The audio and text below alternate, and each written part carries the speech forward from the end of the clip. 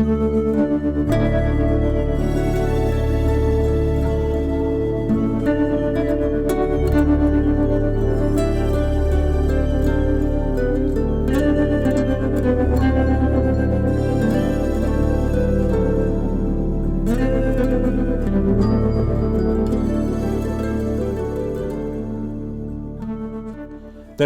seuraamaan Kulttuurin tekijät-sarjaa. Tänään minulla on haastatteluvuorossa Juha Norppa-Taskinen. Juha, olet palkittu luontovalokuvaaja, dokumentaristi ja elokuvaaja. Olet tuottanut ja kuvannut laskujeni mukaan 38 luontoaiheista elokuvaa vuodesta 1985, joista valtaosa on esitetty valtakunnallisella Yle Ykkösellä, Kakkosella sekä Mainostelkkarin Kolmosella. Sen lisäksi olet 7 mantereen kävijä, aina Etelämantereella Itä-Antarktiksen Kuningatar Maudin maalta ja tehnyt luontokuvausmatkoja Siperian Baikaljärvelle ja Koillis-Kanadaan, Alaskaan, Sri Lankaan, Costa Ricaan. Olet työskennellyt myös itänaapurissa, Laatokkajärvellä, Vienankarjalassa, Vienan merellä ja sekä Pohjois-Norjassa. Näiden lisäksi sinut tunnetaan pitkäjen matkojen uimarina. Lohiuinnista Joensuusta Imatralle 24 päivää ja 250 kilometriä sekä vapaan Iijoen puolesta uit 7 päivää ja 110 kilometriä. Tämän lisäksi olet kirjoittanut kirjat Unelma Saimaasta, joka oli vuoden luontokirja Soilla ja sai valtion tiedon julkistamispalkinnon 1991. Laatokon 7 merta. Siitäkin sait kirjallisuuden Karjala-palkinto ja tämä oli omakustannekirja vuonna 1998. Tämä sitten myöskin seuraavana vuonna tehtiin venäjänkieliseksi laitokseksi. Ja Paluu Saimaalle 2009. Ja näiden lisäksi olet kirjoittanut myös paljon erilaisia yhteistyökirjoja ja toiminut vuosien varrella Saimaan sekä Saimaannorpan puolesta puhuina lukuisin luennon esityksen sekä tehnyt muun muassa Kari Hissu Hietalahden kanssa opetusvideoita norppaturvallisen katiskan rakennuksesta ja kalastuksesta sekä järjestänyt norppamatkoja Pihlajavedelle ja Kolovedelle sekä toimit nykyisin ammattikalastajana norppaturvallisten katiskojen kanssa. Tämähän on aivan hengästyttävän huikea ura, mitä sä olet tehnyt. Ja miten ihmeessä niin yhdestä miehestä riittää niin paljon energiaa ja aikaa kaikkeen tähän, että mikä tämä on loputtoman energian salaisuus oikeastaan on? Joo, no kotiseuturakkaus tietysti, että on onni syntyä ja elää täällä Saimaan rannalla, niin siitähän kaikki lähtee ja ihan pienestä lähteen siellä maaseudulla kasvaneena maatalon poikana, niin se luonto jotenkin oli hirmuisen kiehtovaa seikkailua. Ja se on niin jotenkin vaan koodattu meikäläisen geeniperimään. Mun ukkini, äitini, isä Viktor Kärkkäinenhän oli kova mehtämies ja ampui norppia. Ja että kyllä tässä niin kuin selkeästi on mun nähdäkseni semmoista niin kuin metsästä ja viettiä olemassa myös niin kuin tämän kuvauksen suhteen. Mutta kaiken kaikkiaan niin varmaan semmoinen herkkyys niin kuin nähdä luontoa ja hurmioituu on siinä. Ja työtähän se on siinä missä mikä muukin, että sitten kun lehmät lähti Korkealaitaseen vuonna 1991, loppui se lypsykarjanpito, niin sitten mulla oli niin kuin vapaat kädet lähti maailmalle toteuttaa ihtiensä. Ja sitten kun mulla on sellainen tapa, että jos mä otan jonkun tavoitteeksi, kun päässä naksahtaa, niin mä sen teen sitten, että sitten ei estä kyllä mikään, että semmoista hulluutta. Ja sitten kun Saimaannorpan satuin eka kerran näkemään 79 kesäkuussa, niin sehän oli silloin selvä, että tätä outoa otusta tullut pitää lähteä seuraamaan. Aivan. Elikkä kodin perintönä on myöskin nämä syvät luontoarvot ja nimenomaan tämä rakkaus tähän järvien kalastamiseen kaikkeen. Onko tämä niin kuin kodin perintöä? No joo, se tuli sieltä maaseudulla eläneenä, että eihän silloin minun nuoruudessa, niin eihän niin kuin sitä luontoa mitenkään erityisesti suojeltu eikä katsottu siltä silmältä, vaan että se oli osa sitä työtä ja toimeentuloa. Me muistan, kun Parikkalan Siikalahteen suunniteltiin kuivatettavaksi, niin silloin kävin siellä Pauli Kantosen rehtorin kanssa kesäyössä kahtelemassa, niin silloin heräsi se luonnonsuojeluajatus, että hyvänä aikaa, että ei se ole oikein, että tämmöinen hieno lintulahti kuivatetaan. Ja isälleni kerroin tässä, ja isä oli kuitenkin tämmöinen kunnallispoliitikko ja muu, niin hän ymmärti sen hyvin, että kyllä sitä niin kuin luontoa pitää suojellakin, että sitä ei ole koskaan minun niin kuin kodissa lapsuudessa kielletty. Aivan, kyllä. No tosiaan sanoitkin, että ensimmäisen kerran kohtasit saimaannorpan 1979, ja oliko tämä myös se käännekohta tavallaan, kun se ensimmäinen kipinä syntyi ja tavallaan tämä luontokuvaajan ura lähti liikkeelle? Vai miten tämä sinun urasi oikeastaan sai?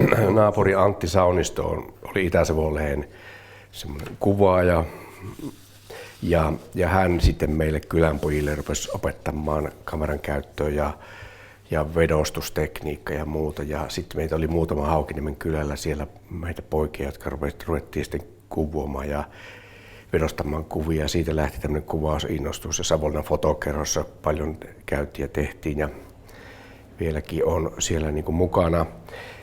Niin siitä se lähti sitten se kuvausinnostus, ja sitten kuvattiin vaikka mitä, mutta luontoa meikäläinen aika paljon.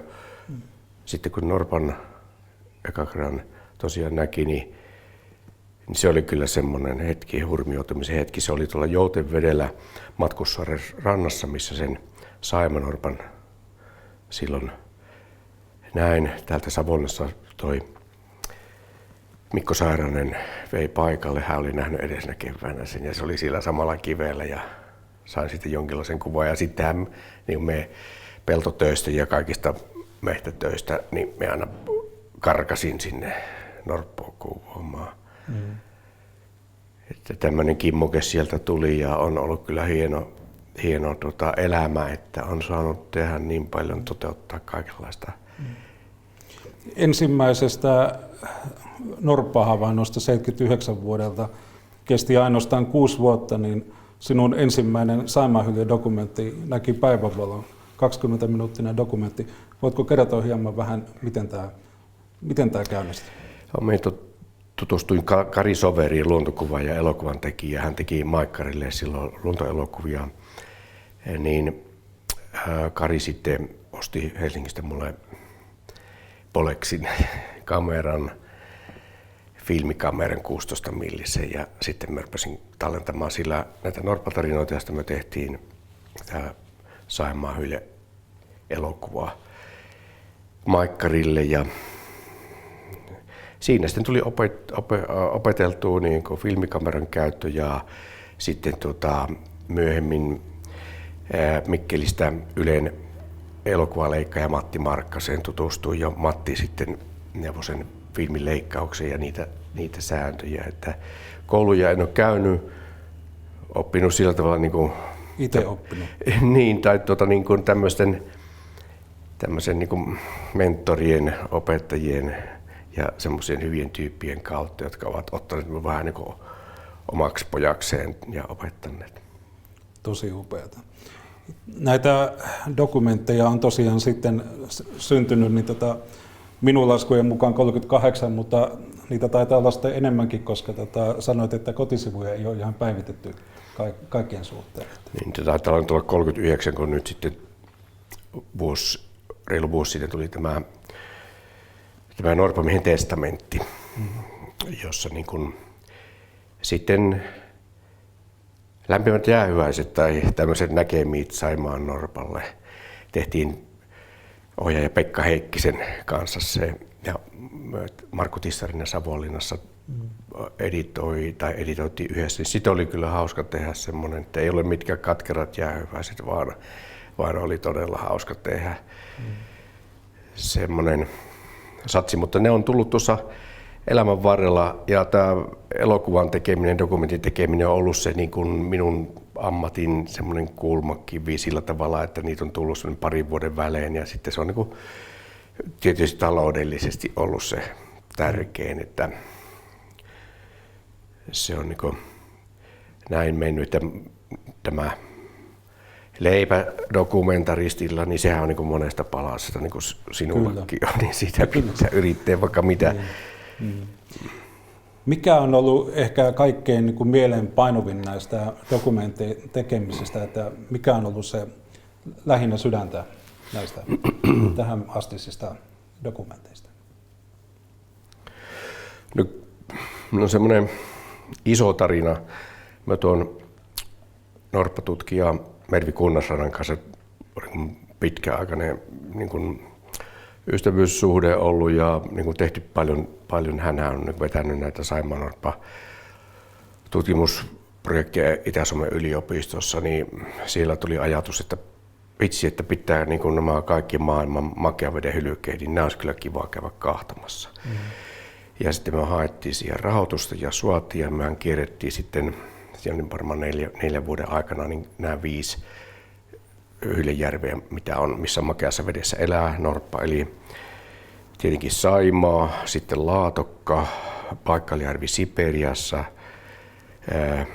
Iliamnajärvi Alaskassa ja Sea Lakes Kanadassa. Ja se oli tietysti niin kuin hurja, hieno prosessi ja seikkailu. Ja kyllä siellä kaikenlaista sattui ja tapahtui, mutta kaikki meni hienosti, että se oli se Sea Lakes Ungavajärvi siellä Pohjois-Kepekissä, niin sen kokeminen oli tietysti niin kuin täydellinen erämaan kokemus ja oltiin ihan niitä harvoja, jotka pääsivät näkemään ja kuvaamaan. Niin. Miten te pääsitte ylipäätänsä sinne paikan päälle, oliko se niin kuin helikopterilla? Helikopterilla mentiin jo sieltä Hudsonilahden rannalta ja tietysti tässä auttoi paljon, että Mervillä oli tämmöinen laaja yhteistyöverkosto maailmalle, josta voi kysellä, että miten sinne päästään ja näin ikään.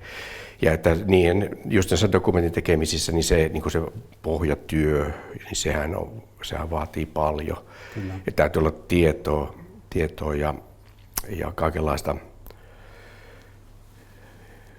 Sitten se on niin kuin, sitä ei oikein voi käsikirjoittaa, että se tulee mikä tulee. Ja niinhän siinä kävi, että meillä me oltiin oltiinko me 8 päivää siellä erämaassa, minne helikopterimme tiputti ja hyleitä nähtiin vaan vilaukselta ja sitten kopteri oli jo lähdössä lentoon sieltä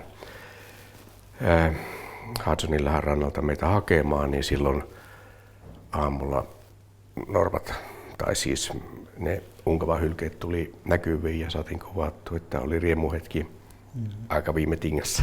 Kyllä. Millä tavalla eroaa nämä Alaskan hylkeet esimerkiksi Saimaannorpasta?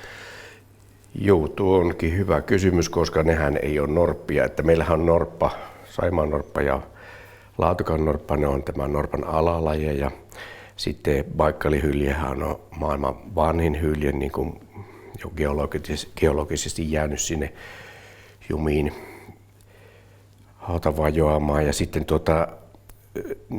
nämä Pohjois-Amerikan hylkeet, ne on kirjohylkeet, jotka jokea myötä ovat tulleet sinne järviin.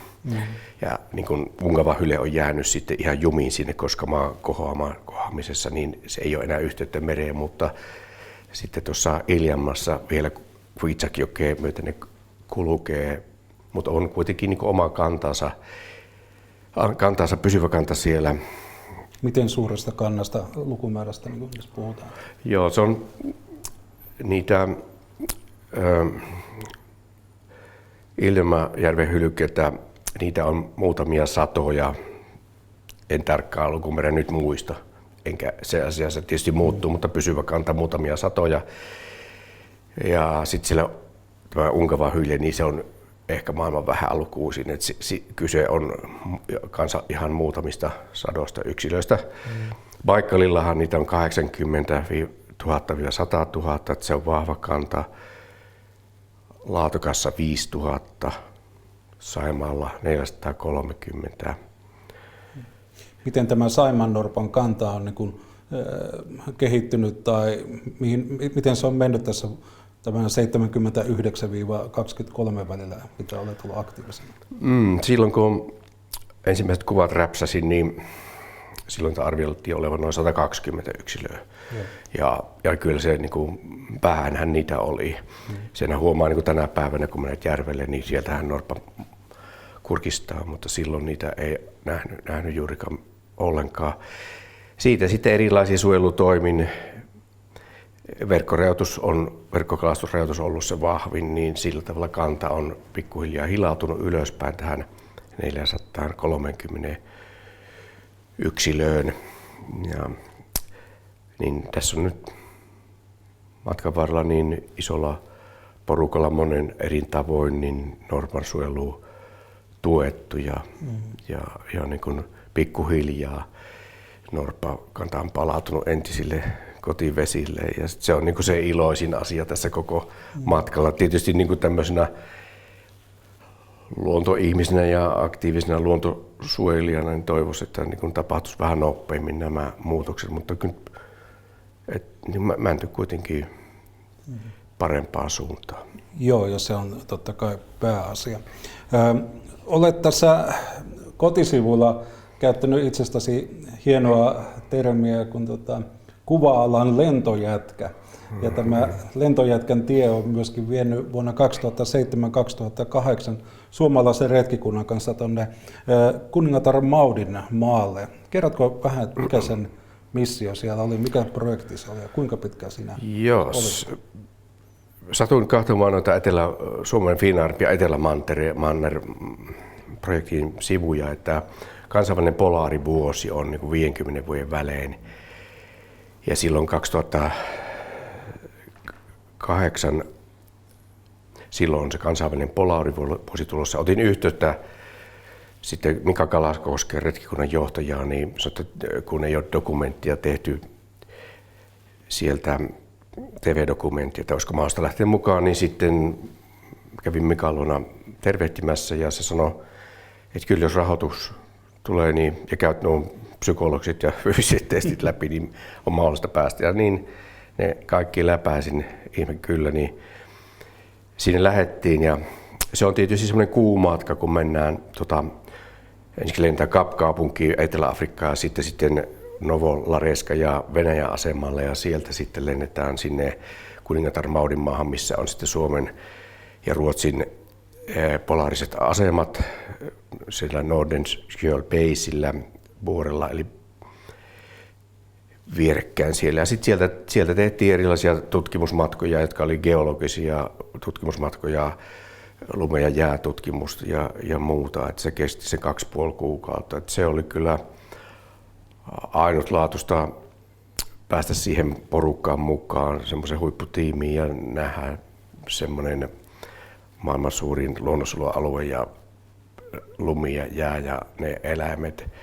Ja myös sitten ottaa vähän mittaa ihestä. Myös siellähän niinku, sehän on semmoinen ihmiskoe, että miten siellä niinku sosiaaliset taidot ja muut, että kyllähän kaikki muut hoituu. Turvallisuussäännöt on äärimmäiset, että siellä ei lähdetä sooloilemaan. Joskin tuli kyllä myös soolottu, kun tuli uituu siellä Veddelin meressä luvatta, kun niin retkikunnan johtaja sanoi, että nyt jos olisi mahdollista, niin hän potkaisisi sinua perseelle ja lähti ensimmäisessä koneessa kotimatkalle, että kun ei saa niin kuin mennä itsekseen uimaan, kun siellä on suuri vaara joutuu ne leopardihylökkeen hampaisiin tai muutenkin. Mutta eipä mitään, se oli hieno päivä. Tämmöinen reissu se oli ja jos olisi mahdollista, lähtisin kyllä uudelleen. Kyllä. Edelleenkin olisi kuntoa ja psyykettä. No, en tiedä koko enää kumpaankaan, mutta kova kuntohan siellä piti olla, että mekin hihin 100 kilometriä tuli hiihettyä meidän retkikunnan kokin Mäkelän kanssa lentokenttäalueella, semmoinen turvallisella alueella, niin yhtenä päivänä ihan niin kuin yhtä kyytiä pienillä tauoilla, että semmoista se oli semmoinen valoisa matka.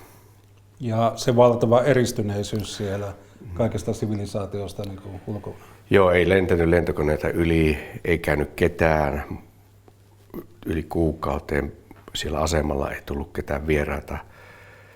Mutta jotenkin niin ihminen mieltää sillä tavalla, minä ajattelin näin ikään niin omassa mielessä, että Suomi ja koti on tuossa ihan tuon vuoren takana, vaikka oli yli 14 000 kilometriä matkaa, mutta sitten kerran viikkoa saisi soittaa kotiinkin. Mieleenpainuvin muisto oli varmaan se uimassa käynti, vai oliko jotain muutakin? No kyllä kun siellä menet, se on niin kuin hehkulampu sisällä, kun se on valtavaa se jäinen erämaa. Siellä ei oikeastaan niin kuin horisonttia aina huomaa. Sitten ne nunatakit siinä niin kuin kilometrisistä jäistä nousevat vuoren huiput näkyy, nousee, häipyy. Ja tietysti sitten siellä Wedelin merenrannalla keisaripingviinit, vedelhylkeet, lumimyrskyliitäjät. Ja tietenkin kun me tehtiin sinne Jakepainetille ja muihinkin paikkoihin niitä geologisia matkoja geologien mukana, niin siellä niin kun, että miten hämmästyttävää on se, niin kuin se geologinen perintö, mikä on, että selviää, että Etelä-Manner on yhteydessä ollut Afrikkaan joskus, että se löytyy niistä kivinäytteistä, että niin kuin isoja juttuja, että myös semmoinen maapallo-olo, että tämä on meidän yhteinen arvokas ainut kotiplaneetta myös se siellä. Ja myös tietysti niin kuin tutkimuksen kannalta siellähän tämä selvisi tämä otsoniaukko niissä tutkimuksissa ja nämä freonit kiellettiin ja muuta, että isoa kansainvälistä tutkimusta tehdään monella tapaa ja Etelä-Manner on ainoa manner, missä ei tapella yhtään, että silloin ollaan rauhassa ja demilitarisoitu alue. Niin tämmöisiä isoja asioita. Tuo viimeksi mainitsema asia olisi kyllä hyvä saada kaikkialle, että tämä maailmanmeno on niin hurjaksi menee.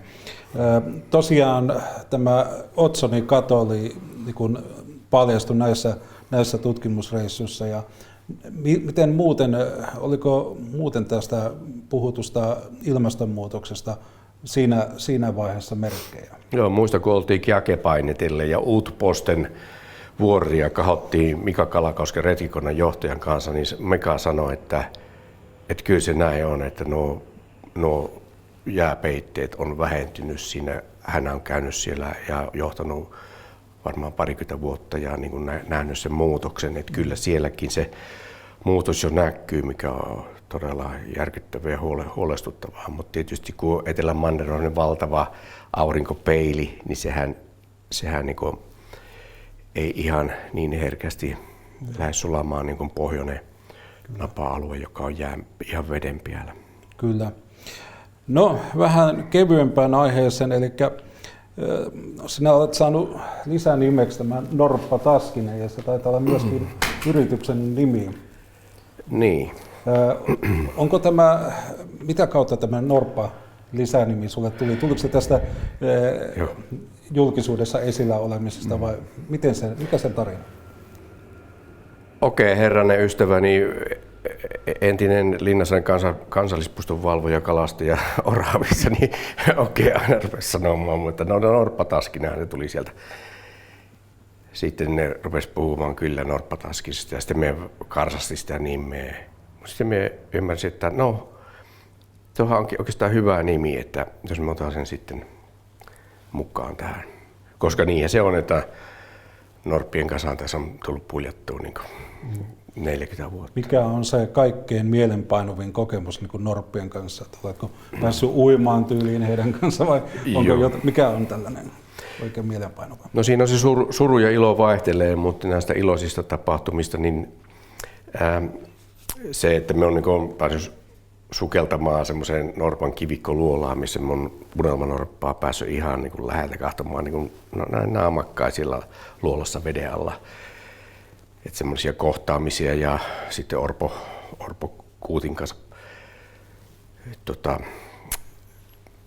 myös puulianoit tietysti veden alla ne kohtaamiset on niin ainutlaatuisia ja harvinaisia, mutta tietenkin kaksoskuutit kerran elämässään tuossa Pihlaavilla kaksoskuutit pääsin niitä seuraamaan. Seurasinkin sitten niin 18 päivää yhteensä. Ja tietysti toi selänpesi ja naaraan elämän seuraaminen ja kuuttielon seuraaminen on jo 28-29 vuotta niin tulee. Ja tänä keväänä myös selänpesijälle tuli kuutti, että se on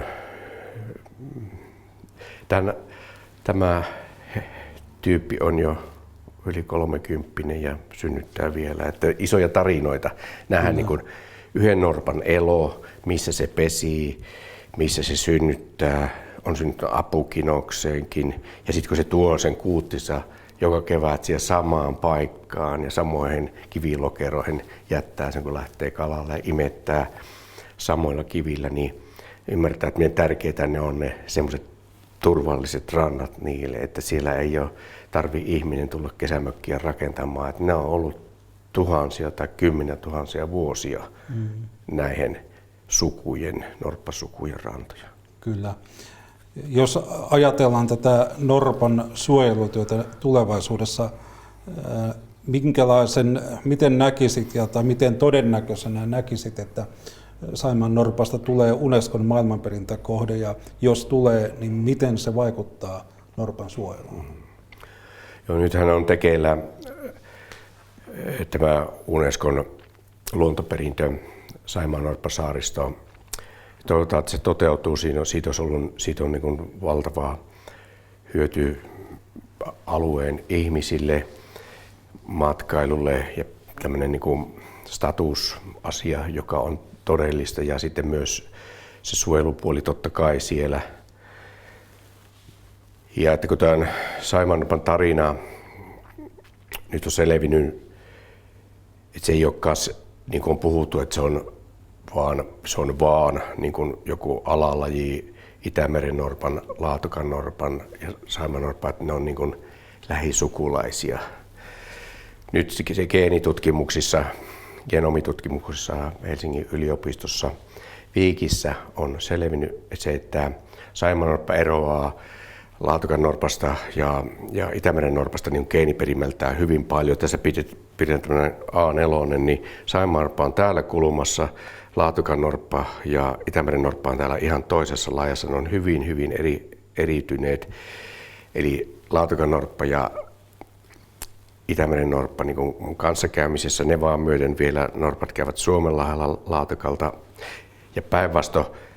Mutta Saimaannorppa on ollut täällä eristyksissä pitkään, ja tämän niin kuin mukaan Saimaannorppa on tämmöinen muinaisen Fennoskandiassa olevan jääjärven uniikki jälkeläinen, eli tällä tämmöisellä niin kuin mutaationopeudella mitattuna Saimaannorppa on kotoisin 95 000 vuoden takaa. Ja sitä kautta se varmaankin jonakin päivänä määritellään omaksi lajikseen.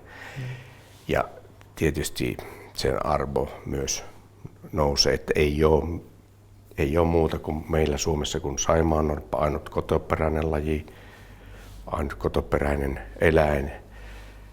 Ja sitä ei voi tuua, sitä ei voi viiä, se on vaan täällä ja meidän pitää siitä huolta pitää. Nyt on ollut julkisuudessa puhetta siitä, että Saimaannorppia pyritty siirtämään Saimaan sisällä uusille alueille. Oletko ollut mukana tässä projektissa?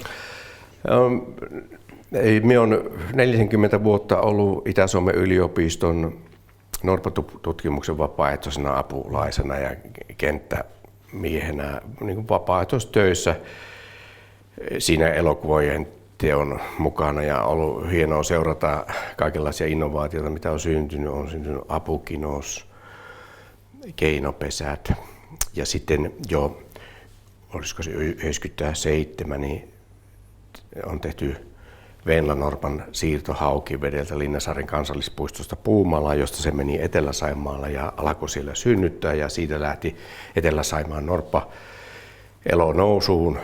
Niin tämän hyvän kokemuksen perusteellahan sitten nyt alkaa tänä keväänä ne 5 norpan siirto, osa Kolovedelle ja osa Etelä-Saimaalle. En ole siinä itse mukana, mutta näen sen kyllä tärkeänä. Sen just, että vahvistetaan tätä geenivirtaa. Eli kun Venla elää vieläkin Etelä-Saimaalla ja on tuottanut paljon kuuttia ja on lapsia ja niin edespäin, niin tämä tutkimus niin on tervetullut siinä. Mutta se, että missä sitten ratkaistaan saimaannorpan tulevaisuus, niin kyllä se ratkaistaan ihan tuolla niin kuin veden alla, että miten tämä pyydystekniikka ja muu kehittyy, että miten paljon niitä vaarallisia pyydyksiä saa siltä pois. Ja toinen on tietysti tämä ilmastonmuutos. Sitten kun mennään kymmeniä vuosia eteenpäin, niin miten se vaikuttaa. Kyllä. Mainitsit tässä, että tämä saimaannorppa on geeniperimältään hyvin toisenlainen kuin nämä muut mainitsemasi, niin onko esimerkiksi tällä geeniperimällä vaikutusta elinikään näillä norpilla tai muuta, että onko saimaannorppa esimerkiksi pidempi ikäinen kuin nämä vaikka Itämeressä olevat hylkeet? Sitä ikäasiasta en tiedä, mutta se mitä on näiltä huippututkijoilta, se geenivirrasta ja tämmöisestä tietää ja lukee, niin saimaannorpallahan on käynyt sillä tavalla hyvin, että kun tämä norppakanta on ollut alhaalla, se on ollut aikaisemminkin niin semmoisia pullonkaula-vaiheita, eli että geologinen Saimaan allas on muuttunut, on tullut paljon muutoksia, niin mutta että siinä on seuloutunut myös semmoisia hyviä ominaisuuksia siihen kapeeseen geenivirtaan. Eli tervettä perimää, niin siinä on käynyt hyvin, että näin pieni populaatio kuin on ja saimaannorppa elää lähempänä ihmistä kuin mikään muu hylje maailmassa, niin voisi tapahtua tietysti isojakin muutoksia. Esimerkiksi niin kuin Baikaljärvellä, niin siellä penikatauti on tappanut todella paljon aika ajoin niitä hylkeitä. Että pieni kanta, niin tietysti se on herkempi. Ja sitten tosiaan kun saimaannorppa elää lähempänä ihmistä kuin mikään muu hylje, niin metästys lopetettiin 55, kun se rauhoitettiin, niin siitä sitten saimaannorppa selkeästi niin kuin tullut luottavaisemmaksi ihmisen suhteen, tulee lähemmäs, nukkuu laitureilla, synnyttää jopa venevajoihin, että kohtaa ihmisen niin kuin jokainen hylje melkein päivittäin, talvella on vähän rauhallisempaa. Ja osoitus tässä Savonlinnassa Saimaannorpan kotikaupungissa, että tässä ihan torin lähellä tässä elää näitä useita hyljeyksilöitä, norppayksilöitä ja synnyttää tuosta torilta 2 kilometriä on ensimmäiset kuutit syntynyt. Että sille, että selviytyäkseen saimaannorpan, se on vaan niin kuin elettävä ihmisen lähellä, että se ei voi paeta meitä. Kosketit tässä jo hyvin tärkeää aihetta, että se suurin uhka ehkä tälle norpalle on siellä veden alla oleva pyydys. Ja sinä olet tehnyt hyvin paljon työtä sen eteen, että ihmiset tulisivat enemmän tietoisiksi siitä, että minkälainen on norppaturvallinen kalapyydys. Ja voisitko vähän tässäkin tuoda sitä esille? Joku turvallista verkkoahan ei ole olemassa. Kalaverkko tappaa, onko se muikkuverkko tai harvaverkko. Siellähän on tehty sitten säännöksiä, että se on niin kuin huhtikuun puolesta välistä kesäkuun loppuun on verkko- ja koukkukalastus kielletty. Ja koukkukalastus sitten norppavesillä ihan läpi vuoden. Ja se on pelastanut hirveästi sitten kuutteja ja muita. Mutta sitten tämä pyydyskehitys, että siinä oikeastaan niin on yksi semmoinen iso sankari ja se on ammattikalastaja, kaupallinen kalastaja Markku Kettunen Pohjoiselta Haukiveeltä, joka on niin 4. sukupolvessa kalastanut siellä ja siellä sitten hän ja hänen tiiminsä niin LIFE-hankkeessa lähti kehittämään norppaturvallisia pyydyksiä ja ensinnäkin jos tämä katiskat, siihen tuli se on sen 15 senttiä maksimistaan nielu saa olla, että norppa ei mahdu sisään ja siinä pitää olla semmoinen kalteri tai tukilanka, että se norppa ei sinne, eikä kuutti mene sinne katiskaan. Ja näitähän me ollaan tuo Hietolahden kanssa tehty ja edistetty tätä katiskakalastusta niin kuin mökkiläisten suhteen, mutta sitten tämä niin kuin iso juttu on nämä rysäät. Ennen aikaa rysiä oli vähän joka kylässä ja rysillä kalastettiin paljon, mutta kun verkot tulivat, ne oli helppoja pyydyksiä ja yhä halvempia, niin rysät lähti pois. Mutta nämä uudet nykyaikaiset rysät, mitä Kettunen on kehitellyt ja monet muutkin nykyisin pohjarysät, niin niissä on sitten kalteri, jossa on pienot, että norppa ja niin kuin emo ja kuutti eivät pääse sinne sisälle, sinne kalapessään ja sinnehän ne sitten voisi kuolla. Ja nämä pyydykset, niin minä olen 2017 vuodesta asti ollut kaupallisena kalastajana ja nyt monta vuotta rysäkalastajana sulaveden aikaan ja nämä pyydykset ovat erinomaisia siinä. Helppokäyttöisiä, norpille turvallisia. Kun mä rysille, niin ei tarvitse pelätä, että sillä on kuollut norppa. Ja sitten siltä voi ottaa vähän niin kuin sumpusta kalaa ja valikoivaa kalastusta. Jos siellä on uhanalainen lohikala, niin voit heittää pois tai ankerias. Ja näin ikään, niin tämmöiset pyydykset on tullut, niin se on niin kuin semmoinen isoin juttu minun mielestä, mikä on niin kuin isoin tämmöinen käytännön asia, mikä on tapahtunut ja muutos. Ja nyt kun näkee, että miten tätä rysäkalastusta, niin ympäri Saimaata on hirmuinen kuhina, että halutaan niillä rysillä kalastaa ja halutaan niitä tehdä ja ostaa ja näin ikään, niin onpa mukava asia tämä pyydyskehitys. Katsoin tuossa ihan vastikään, olit YouTubeen laittanut vajaa viikko sitten muikkunuotalla tämmöisen tekemän kuvaamasi videon, jossa sitten näytettiin tätä perinteistä kalastusmuotoa nykypäivän valossa. Ja nyt kun puhutaan sitten vähän kulttuurista ja kansanperinteistä ja kalastusperinteistä, niin minkälaisia asioita haluaisit nostaa esiin niin kuin kalastukseen liittyvästä kulttuuriperinteestä? No nuottahan on tietysti niin kuin ikivanha pyydys ollut ihmisen mukana täällä Suomen niemimaalla ja iät ja ajat. Ja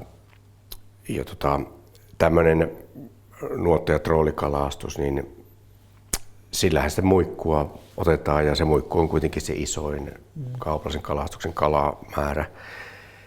Niin tämä kulttuuriperintö niin sanotusti, niin minusta tuntuu, että me niin tehdään sitä kulttuuriperintöä juuri nyt, että se on nyt niin muutoksessa ja että ne asenteetkin myös Saimaan norppaa ja tätä Saimaata muuttuneet.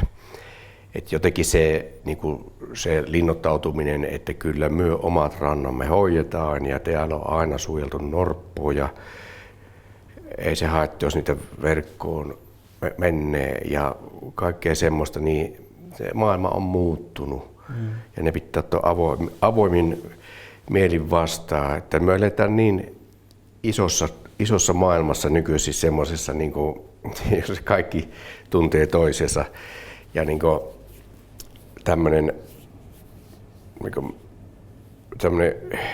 iso maailmankuva, niin se myös auttaa Saimaan norppaa.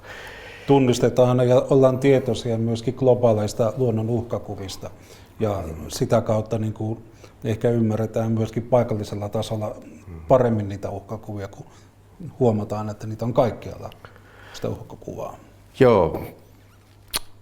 Yksi iso ongelma on se, että Saimaan vesialueet ovat pääosin yksityisten omistuksessa, eli ne on joskus tsaariaikana, joskus ikuisina aikoina ainoana maailmassa, niin on siis nämä vesialueet jaettu manttaaleihin. Eli jos sulla on maaomaisuutta, niin sulla on osuus vesialueeseen. Ja että Saimaa on semmoinen hitommoinen tilikkutäkki, pieniä osakaskuntia. Ja se on vaikeuttanut saimaannorpan suojelua, uhanalaisten lohikalojen kalojen suojelua. Ja virkistyskäyttö ja kaikki, että se niin kuin on todellinen harmi, että jos olisi niin kuin sellainen yhteinen päätöksentekoelin Saimaan suhteen, että nyt norppaa suojellaan näin ja kaloja suojellaan näin ja kalaluvat annetaan näin ja tasapuolisesti siinä ei poliitikoja eikä pelata, niin se olisi niin kuin huomaan tässä omassakin perinnössäni, että kun me on norpasuojelija tunnetaan, niin myös sitten aletaan pelata niillä kalaluvilla ja kaikella niin kuin kuittailla sitä minun niin kuin tätä norpasuojeluhistoriaa, niin se on väärin. Että semmoinen asia, mutta eiköhän se siitäkin oikein, että tulee taas uusia osakaskuntien edustajia, jotka näkee tämän asian toisella tavalla. Jos puhutaan kulttuurista hieman, niin millä tavalla näkisit sitten tämän saaristokulttuurin ja toisaalta kalastuskulttuurin, ja onko näitä tällaisia vanhan ajan rantakaloja ja tämmöisiä perinteikäisiä tapahtumia tai muuta, mikä yhteisöllistää ihmistä näiden asioiden äärellä, niin näetkö niiden olemassaoloa vielä tänä päivänä? Enpä juuri. Joo. Että kyllä niin kuin nämä rantanuotta porukat ja muut, niin niitä en mä oikein tiedä, onko niitä enää olemassakaan. Että se on tietysti niin kuin harmillista. Tietenkin niin kuin vähän semmoinen yhteisöllisyys on myös hävinnyt tai häviämässä, vaikka onhan Suomessa paljon kaikenlaisia kyläyhteisöjä, niin kuin itsekin Vejän Haukiniemen kulttuurikylä-yhdistystä. Mutta tuossa hirmuisen hyvä asia niin kuin mökkiläisten ja rantojen asukkaiden pitää yllä semmoista yhteisöllisyyttä. Mutta se vaatii sitten tietynlaisia vahvoja henkilöitä, jotka jaksaa ne. Kyllä. Ja ongelmana on sitten, että ne jää yksittäisten ihmisten harteille, kaikki järjestäminen. Niinpä, niin se on. Kyllä. Mikä sun oma henkilökohtainen suhde on niin kulttuurin? Sanotkin, että sä olet teidän alueen niin kulttuuriyhdistyksen niin kantavia hahmoja, niin mitä kulttuuri sun näkökulmasta on ja miten se sulle henkilökohtaisella tasolla merkitsee?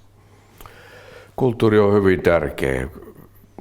Niin meillä sillä Haukiniemen kylässä silloin vahva urheilutoiminta. Nyt täytti viime lauantaina 70 vuotta Haukiniemen Hakaa, erinomaista työtä ja vapaaehtoistyötä on jääkiekkokaukaloa ja on jalkapallokenttää ja kaikenlaista nuorisotoimintaa ja muuta. Ja sitten tämä meidän kulttuurikyläyhdistys, jolla on, me tietätettiin tuolla Vienankarilassa Chasona ja silloin näitä tapahtumia ja kaikenlaisia tämän ympärillä. Että kyllä se jotenkin, jos kylässä on aktiivista kulttuuritoimintaa, niin kyllä se yleensä siitä jatkuu. Ja tietysti mennään Savonlinnan tämän kesän ja oopperat ja kaikki. Mulla on ystäviä tuolla oopperalaulajissa ja niin kun kaikenlainen kulttuuritoiminta, niin se on sitä sieluhoitoa ja se on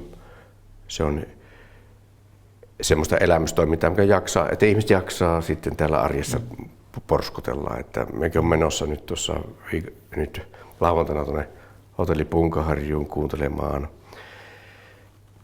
sinne tapahtumaan ja että vaikka että tulee semmoisia vastoinkäymisiä, mutta että jatketaan vaan. Sami Hoijer on yksi sinun pitkäaikaisia yhteistyökumppaneita ja Kyllä. Tämä on ollut varmasti kaikille alueen ihmisille niin aika harmillinen uutinen sinällä, että hän nyt sitten joutuu konkurssin kautta lopettamaan toimintaa. Niin, eikä se ehkä vielä niin olekaan, että ei se hotelli Punkaharju ja se historia, niin ei se häviä mihinkään. Ja tosiaan, niin kuin sanot, Sami Hoijer on niin yksi esimerkki siitä semmoisesta henkilöstä, jolla on tulenpalava polte viedä eteenpäin tätä tämmöistä kulttuurisanomaa ja tätä paikkakuntaa, että semmoisia henkilöitä tarvitaan ja se tarina varmaan jatkuu. Toivotaan, että se jatkuu. Tähän loppuun näitä hieman haastavia ajan ilmiöitä, kun puhutaan Saimaasta ilman kaivoksia ja Saimaan alueella tehdyistä kaivosvarauksista ja se väistämättä vaikuttaa myöskin sitten norpan elämään, niin mikä on sinun kanta näihin asioihin? Ehdoton ei, että Saimaan alueelle ei kaivoksia ja en tiedä, onko semmoista kaivosta tehtykään, ei varmaan ole, jolla ei olisi pitkäaikaisia negatiivisia vaikutuksia niin kuin alueen nimenomaan vesistöihin. Meillähän siinä Outokummun Laukunkankaan kaivos 10 vuotta toimi ja siellä on 2 kuollutta järveä ja vettä tulee haukivettä ja sitten purskeen aina keväällä sitä myrkkyvettä ja muuta. Ja että se, mikä tässä on hyvää, että tämä UNESCO-luontoperintö Saimaan-Norppasaaristo, niin se syntyessään tulee estämään kaivostoiminnan Saimaalla. Ja niin kuin, nämä on todellisia niin kuin dilemmoja nämä, että kaivoksia tarvitaan, mutta miten ne saadaan toimimaan sillä tavalla, että ne ympäristövaikutukset jäävät mahdollisimman pieneksi, mutta Saimaalle ei kaivoksia. Kyllä, ehdottomasti olen samaa mieltä tästä asiasta. Ihan viimeinen kysymys onkin sitten tämmöinen kevennys vaan, että minkälaiset terveiset antaisit alkavan kesän turisteille, jotka haluaa nähdä Saimaan norpan? Että vieläkö norppamatkat on voimissaan? No mulla on nyt muutama semmoinen pienvene retki sovittu. En enää niitä yön ylimatkoja järjestä mitä aikaisemmin, mutta niitä tuli tehtyä pitkät ajat ja on nähnyt, miten suuri ilo se on Saimaannorpan näkeminen, kun se tehdään ammattitaitoisesti ja turvallisesti norppaa häirittämättä. On ollut matkailijoita ulkomailta ja etenkin tietysti Suomesta. Niin kyllä Saimaannorppa on, sen näkeminen on niin suuri ilo. Ja että siinä on myös semmoinen iso asia myös, että kun nähdään, että Saimaannorppa tuo myös matkailutoiminnan kautta tuloja, niin sitten monelle lamppu syttyy, että hei, tämähän on niin hyötyeläin. Ja kun ennen se oli vaan haittaeläin ja jouti pois, niin nyt siitä tulee hyötyeläin. Ja yksi tämmöinen toimeentulomuoto, niin sillä tavalla, mutta pitää muistaa, että se norppa, tehdään kaikki norpan ehdoilla. Kiitoksia haastattelusta Juho Norppa-Taskinen ja kireitä siimoja alkavalle kalastuskaudelle. Kiitos mielellähän, kiitos rysänlaskua.